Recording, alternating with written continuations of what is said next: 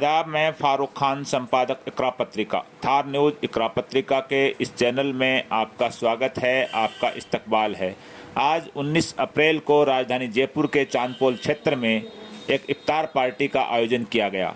ये इफ्तार पार्टी का आयोजन दानिश वेलफेयर सोसाइटी ने किया।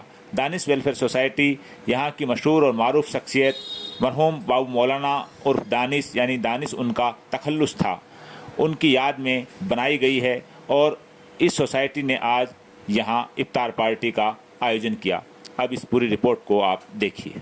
आज की इस इफ्तार पार्टी जो यहाँ चांदपोल में ये जो मुनक्किद हुई है, जो सरपरस्ती डॉक्टर हबीबुर रहमान नियाजी साहब की सरपरस्ती में है, और मैं आपको बताता चलूँ कि डॉक्टर साहब हैं वो हिंदुस्तान की मशहूर और मारूफ खानकाए नियाजिया के खलीफा हैं और जयपुर में मीर कुर्बान अली साहब की जो दरगाह है उसके मुतवल्ली हैं।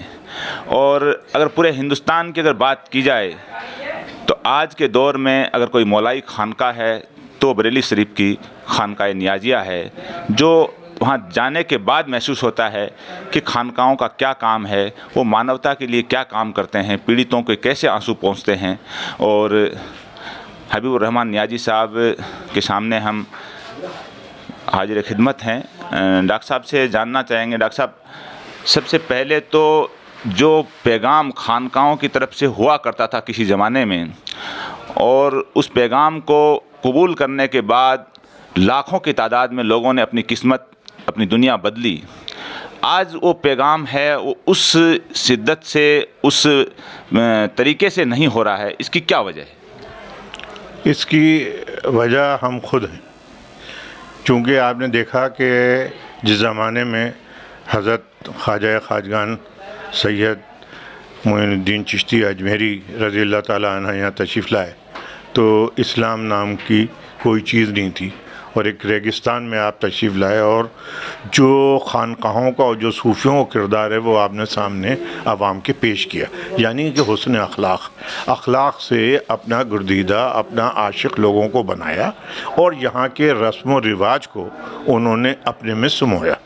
यहाँ जो रस्म व रिवाज था वो हालांकि अरब से आए थे, लेकिन उन्होंने यहाँ के उस रस्म व रिवाज को किया और उसका नतीजा ये हुआ कि उनके लाखों लोग उनके हाथ पे इस्लाम कबूल किया और इस्लाम की जो खुसूसियात थी वो उन्होंने अपनाया।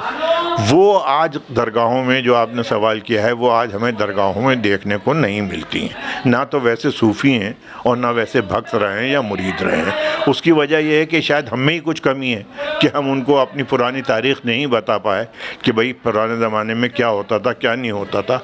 आज वो जो देख रहे हैं और इस सोशल मीडिया और इलेक्ट्रॉनिक मीडिया के ज़रिए वो काम कर रहे हैं, जो कि इस्लाम के बिल्कुल ख़राब है। क्योंकि आपको ये मालूम है कि ये जितना भी सोशल मीडिया, इलेक्ट्रॉनिक मीडिया है, ये सब यहूदियों की और क्रिश्चियंस की देन है, जो इस्लाम को गलत ढंग से हमारे सामने पेश करते हैं और उनको आज का नौजवान जो है वो अपना रहा है और जो पुरानी रिवायात है उनसे दूर होता चला जा रहा है। डॉक्टर साहब, इस्लाम ही सूफीज़म है, सूफीज़म ही इस्लाम है। इस्लाम से सूफीज़म को अलग नहीं किया जा सकता, और मेरे ख्याल में जहाँ तक कि सूफीज़म को अगर इस्लाम से अलग करने की कोशिश की जाती है तो पीछे एक दहशतगर्दी बचती है। और सूफीज़म के ज़रिए पूरे दुनिया में, चाहे तुर्की हो, चाहे पाकिस्तान का इलाका हो, बांग्लादेश का हो, हिंदुस्तान का हो, अफ़गानिस्तान का हो, कोई भी इलाका हो, और लाखों करोड़ों लोगों की किस्मत बदली थी।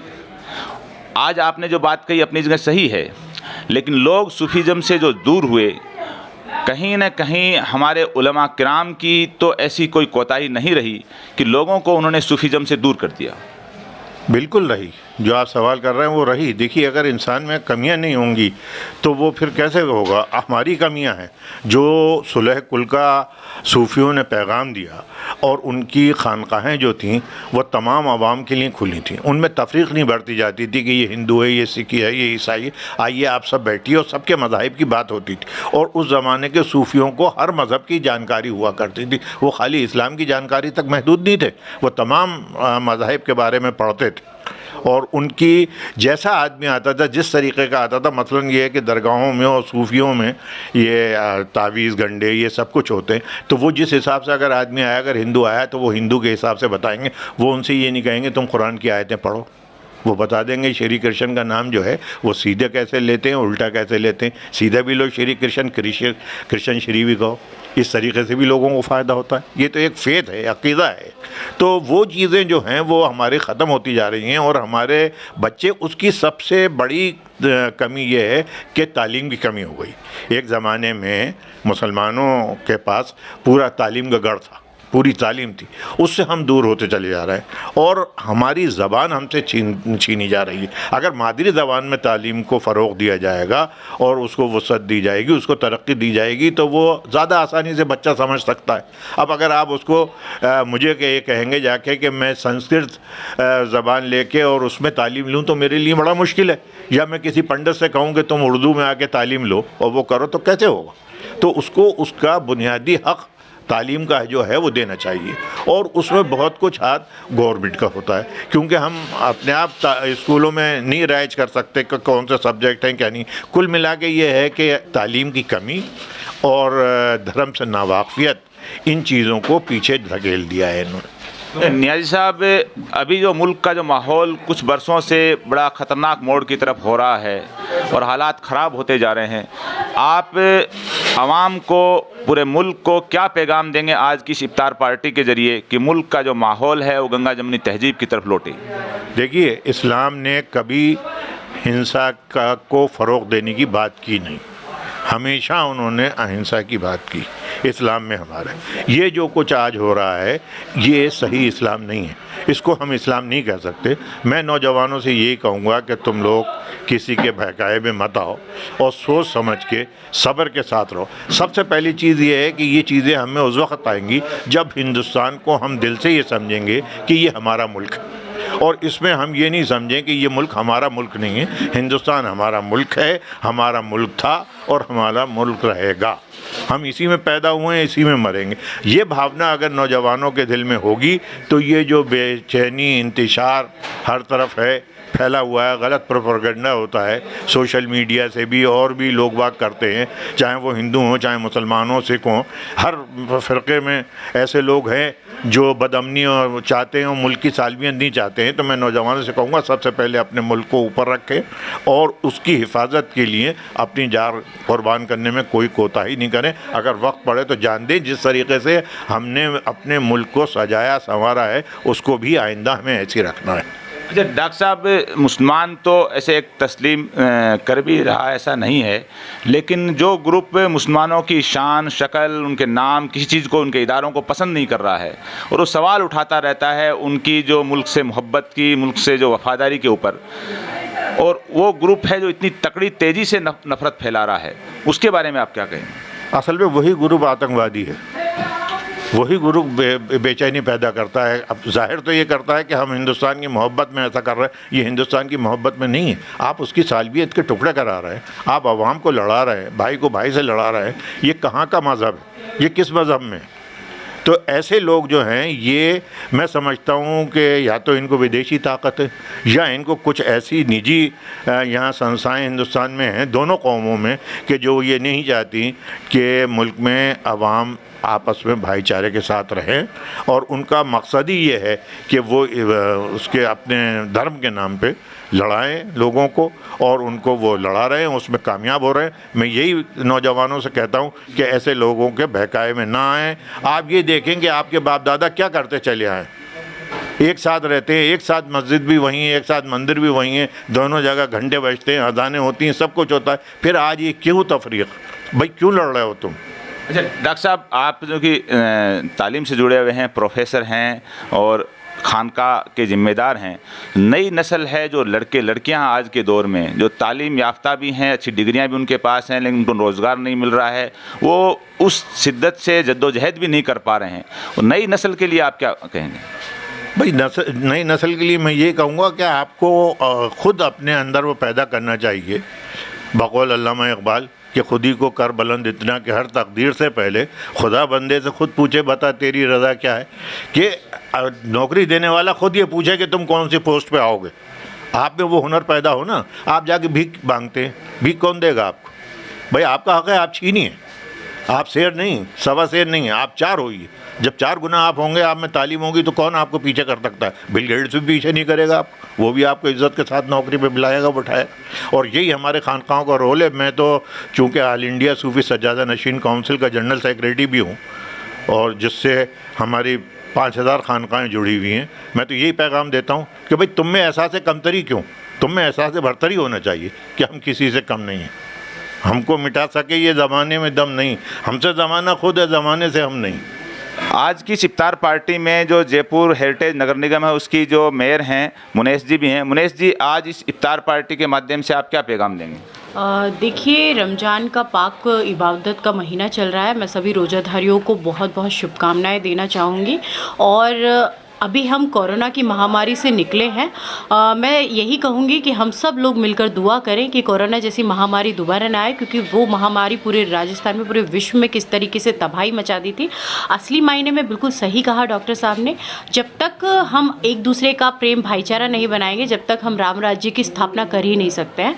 और हमें प्यार मोहब्बत से होना चाहिए। जहाँ पे मंदिर की घंटियाँ बजती हैं, अजान होती है एक साथ, और यही हमारे देश की खूबसूरती है, जब हर धर्म की इज्जत करते हैं। मैं जितने भी हमारे इस्लाम है उसकी इज़्ज़त करती हूँ। इस्लाम में जो लोग हैं वो हमारी इज़्ज़त करते हैं। हमारी कितनी ही ऐसी यात्राएं निकली हैं, कलश यात्रा, जिसमें हमारे मुस्लिम भाइयों ने, बहनों ने बाहर निकलकर फूलों की वर्षा की है। यही इस भारत की, इस राजस्थान की खूबसूरती है, और ये खूबसूरती चैन अमन बना रहे, इसी की हम दुआ करते हैं। मदन जी हमारे बीच में आज की इफ्तार पार्टी में, मदन जी आप क्या पैगाम देंगे? जो मुल्क का जो माहौल तब्दील हो रहा है, मुल्क एक ख़तरनाक मोड़ की तरफ जा रहा है। ये रोज़ा का पवित्र महीना है, और अमन चैन रहें, सब भाईचारा से रहें, और जो देश जहाँ जा रहा है अपन उसको रोकें, सब मिलजुल के रोकें, एक दूसरा का भाईचारा बना के रहें।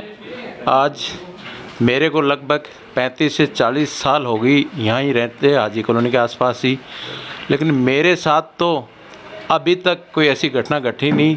सब भाईचारा से रहते हैं, मिलजुल के रहते हैं। कोई भी बात होते है तो मिल बांट के उसको वहीं सॉर्ट आउट कर देते हैं।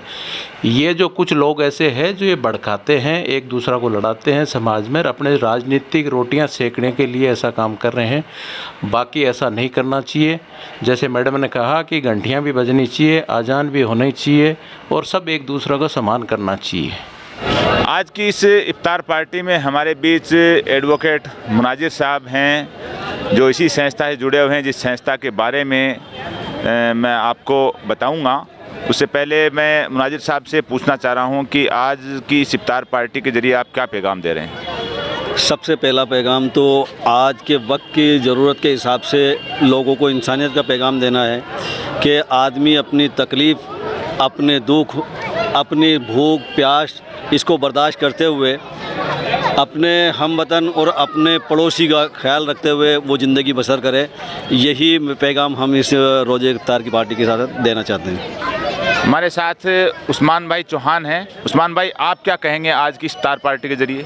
देखिए, इफ्तार पार्टियाँ एक दूसरे से मोहब्बत और ख़ुशी का पैगाम देती है, और गैर भाई भी जब आते हैं रोज़ा इफ्तार में तो वो भी एक मुसलमानों को इस तरीके से इफ्तार करते हुए देखते हैं, तो ये फ़ख्र महसूस करते हैं कि इस कौम में एक जज्बा है, और लोगों की भूख और प्यास शिद्दत से जो सारे दिन भर भूखा रहते हैं और शाम को जब रोज़ा करते हैं और वतन के लिए दुआ मांगते हैं, तो ये वक्त जो होता है वो दुआ का कबूल का होता है। तो इस पूरे माह रमज़ान में यह हिंदुस्तान का जितना ही मुसलमान है वो मोहब्बत वतन से करता है, और वतन से ही प्यार करता है, और मुल्क की तरक्की के लिए और अमन चैन के लिए दुआएं करता है। और इस मुबारक माह में मैं सभी से दरख्वास्त करता हूँ कि पूरे हिंदुस्तान के अंदर अमन चैन बना रहे, खुलूस बना रहे, और आपस में भाईचारा बना रहे। हमारे बीच फरमान कुरैशी साहब हैं। फरमान भाई, आप क्या कहेंगे? आज की इफ्तार पार्टी के जरिए क्या पैगाम देंगे? मैं सबसे पहले तो शुक्रिया अदा करता हूँ दानिश वेलफेयर सोसाइटी ने आज रोज़ा इफ्तार को बुलाया, इनका बहुत बहुत शुक्रिया, बहुत अच्छा प्रोग्राम रहा इनका। दूसरी बात मैं कहना चाहता हूँ कि रोज़ा इफ्तार जो है एक इंसानियत का पैगाम कहलाता ही है। हमारे नबी सरकार सल्लल्लाहु अलैहि वसल्लम ने इंसानियत पे बहुत ज़्यादा जोर दिया है। इंसानियत पे ये जोर दिया गया है कि हमारा पड़ोसी, कोई भी पड़ोसी अगर पास में भूखा है तो तेरा खाना हराम, नहीं समझा? तो रोज़ा जो है वो एक ऐसी चीज़ है कि हमें सिखाता है भूखा रहने से रोज़ा नहीं होता है। रोज़ा एक इंसानियत सिखाता है, रोज़ा एक इंसानियत अखलाक सिखाता है। रोज़े के मतलब ये मायने ये होते हैं कि भूखा रहने से नहीं होता रोज़ा। रोज़ा जो है एक इंसानियत सिखाता है, एक अच्छा पैगाम देता है, मोहब्बत इत्तेफाक सिखाता है, भाईचारा सिखाता है। वहाँ पे ये नहीं देखा जाता है कि कौन सी जाति है, हमारे सब हिंदू मुस्लिम। आज यहाँ पे देखा होगा आपने, सारे लोगों ने यहाँ पे रोज़ा इफ्तियार करा, बहुत अच्छा लगा। मैं अब आपको बताता चलूं कि ये प्रोग्राम करवाया किसने है। जो दानिश वेलफेयर सोसाइटी है, और दानिश वेलफेयर सोसाइटी से ज़्यादा जो नाम इसके लिए रखा गया है, जयपुर की एक मारूफ और मशहूर शख्सियत हुआ करती थी बाबू मौलाना के नाम से, जो हमारे बुज़ुर्ग तो थे लेकिन हमारे साथी भी थे, और एक बहुत ही दोस्ताना था उनसे। उनके साहबजादे, उनके भाई, उनके फैमिली और उनके जो तमाम जानने वालों की जो ये सोसाइटी बनी हुई है दानिश वेलफेयर सोसाइटी, जो शायर भी थे और उनका तखल्लुस था वो दानिश था। वो हर स्ट्रगल में, हर जद्दोजहद में, हर आंदोलन में हम लोगों के साथ रहते थे। हर जगह वो मतलब पूरी तरह से खिदमत करते थे, एक लीडरशिप करते थे। हर कौम में उनकी जान पहचान थी, और जयपुर की मशहूर और मारूफ शख्सियत थी बाबू मौलाना दानिश। और मैं आपको ये आज की इफ्तार पार्टी के ज़रिए मैं मेरी तरफ से मैं दिली तौर पे उनको याद कर रहा हूँ कि उनकी जो कमी है इस इलाके में, जहाँ चांदपोल के इलाके में उनके घर के आसपास जो ये इफ्तार पार्टी हो रही है, उस शख्सियत की जो कमी खल रही है। और आज की इस इफ्तार पार्टी के ज़रिए मैं उनको मेरे इस चैनल के ज़रिए, अखबार के ज़रिए खिराज अक़ीदत पेश करता हूँ। अल्लाह उनके दर्जे बुलंद करे, उनके ख़ानदान को, उनके चाहने वालों को, तमाम को दुनिया और आखिरत में कामयाब बनाए।